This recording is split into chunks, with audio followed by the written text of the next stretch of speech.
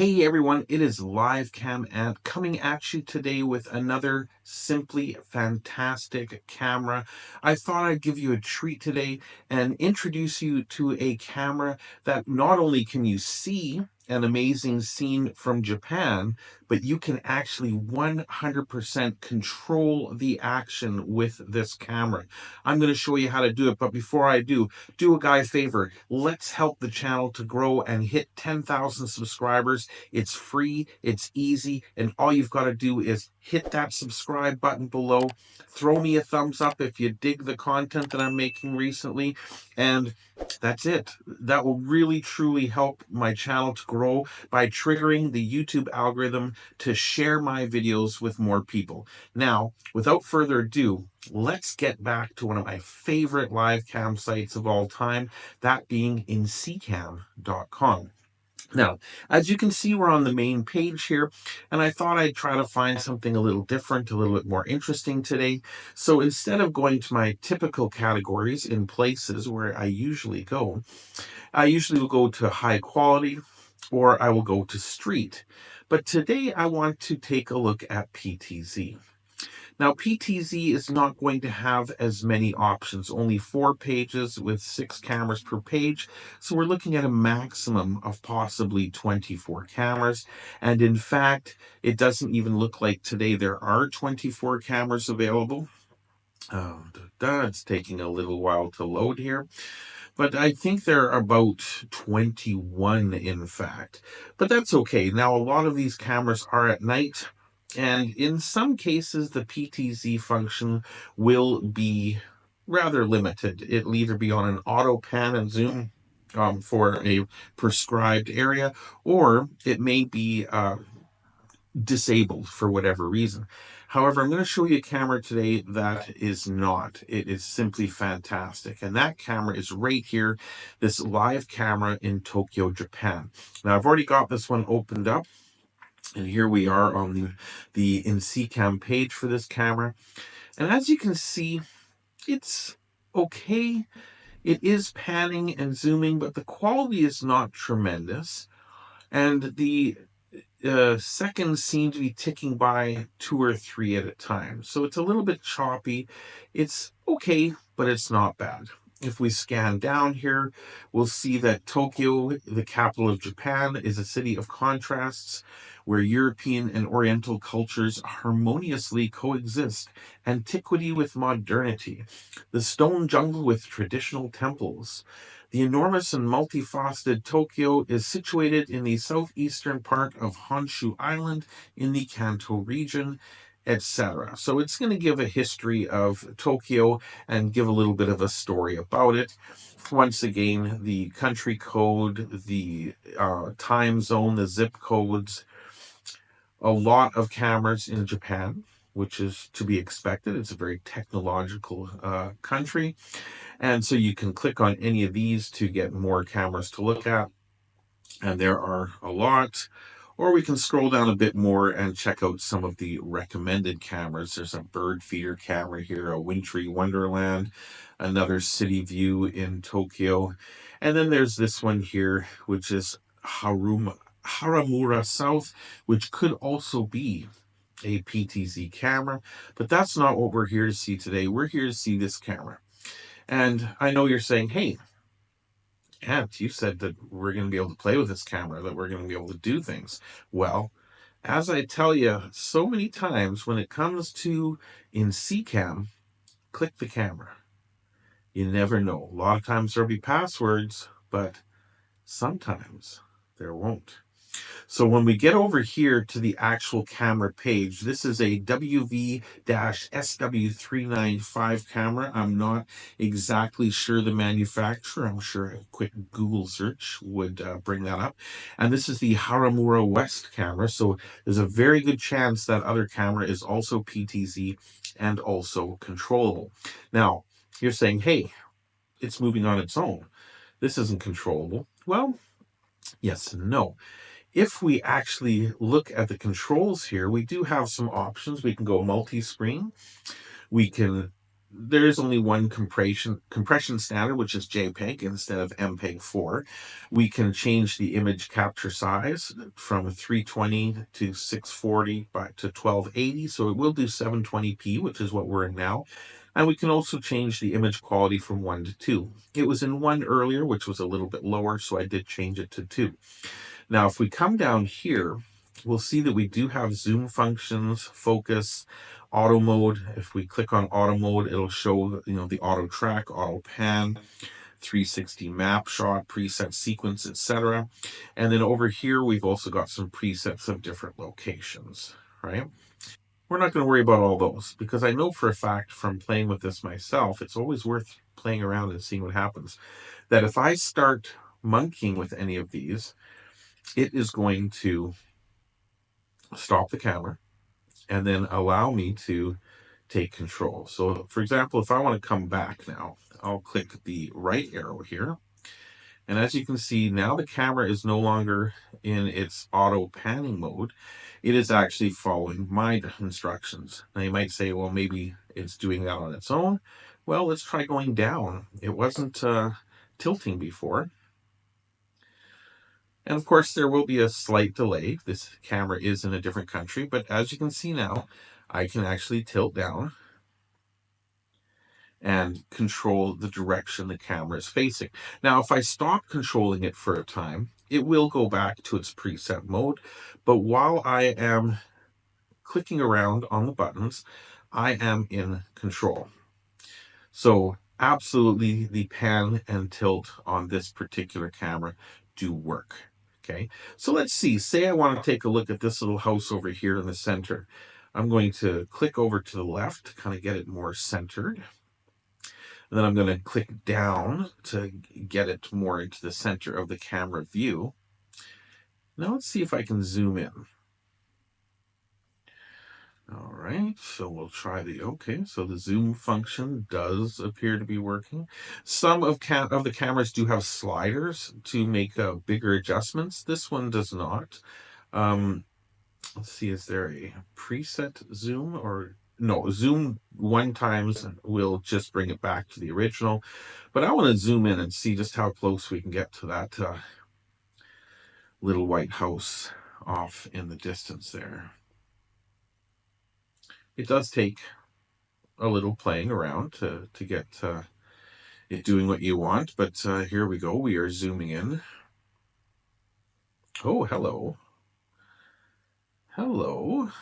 Now, let's see if I can get it more back to the center by clicking right. Now, the further you zoom in, the more the bigger the motions will be. What might be tiny, tiny little increments when you're zoomed all the way out could be massive increments when you're zoomed all the way in. Now, this doesn't really give us an idea of what type of zoom it is, 10 times, 12 times, etc. But let's see if we can zoom in any further. But as you can see, this zoom is spectacular.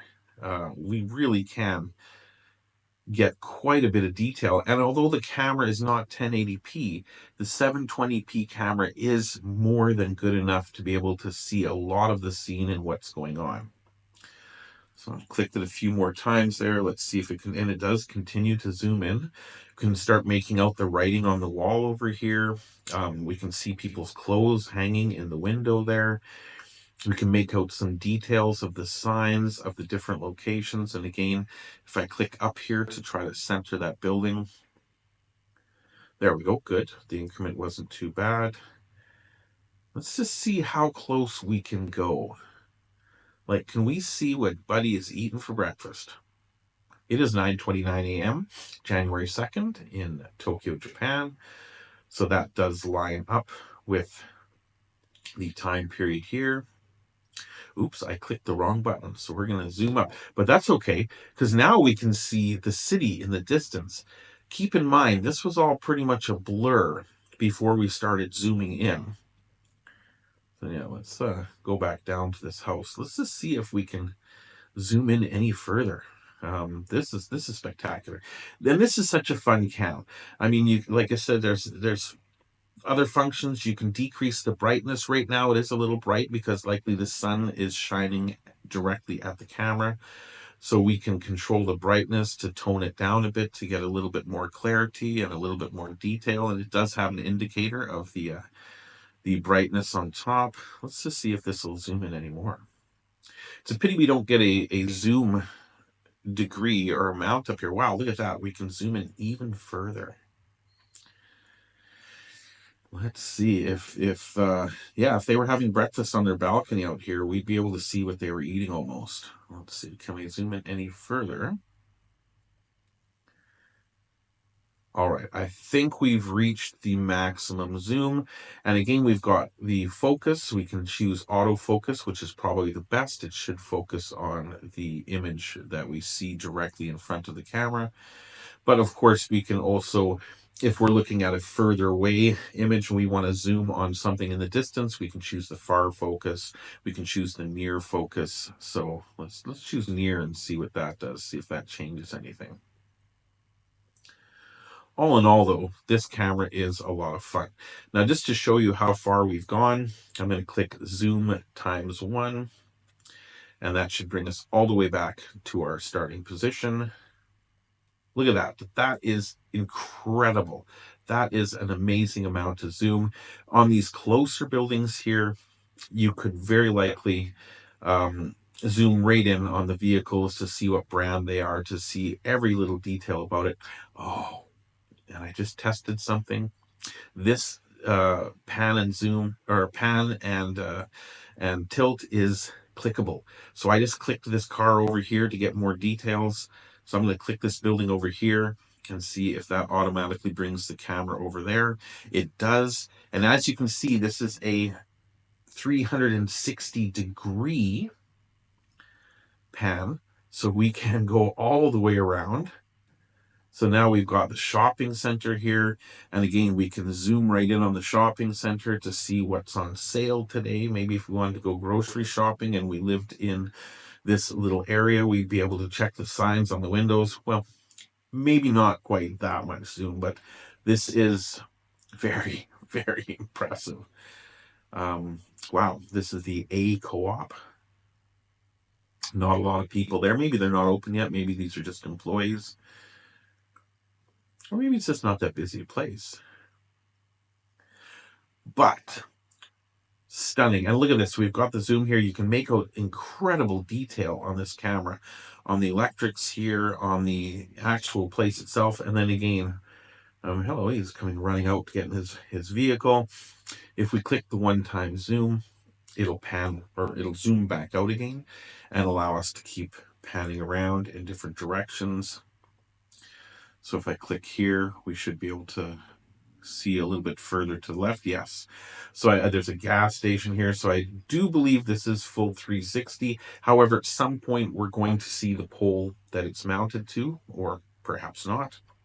Maybe it's on top of the pole. Got a little lake in the background here. Wow.